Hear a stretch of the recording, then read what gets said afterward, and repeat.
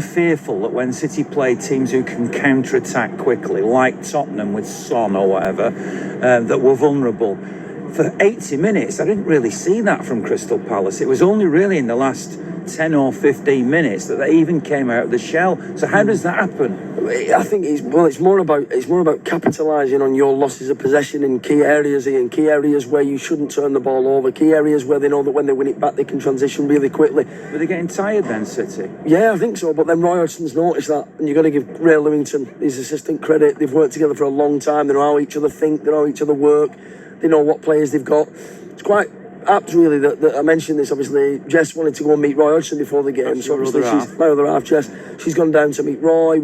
And I'm looking at the way Roy's sat there as his team come out of the tunnel, and he's smiling and he's looking at his players and he's looking at his squad. He hasn't spent millions of pounds on it. We have spent millions of pounds on ours, but we're not going to go into the money side of things. We've spent our money well. What he's done is he's recruited, players alongside what he already had at the club before Patrick Vieira took the role on.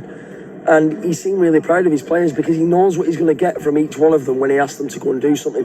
He sent quicker, stronger and more athletic players on as the game wore on, as he could see that we were starting to falter a bit. And it ended up being the cause for the second goal, i.e. penalty, but it created the opportunity for Elise to step up and equalise for Roy Hodgson's side. So you've got to say it's been a masterstroke from Roy. I know the words masterstroke get kind of given out to every Tom, Dick and Harry nowadays. That's Tom, Dick and Harry Redknapp, of course. But I think, that is a masterstroke, and he has identified the key areas that he can affect the game.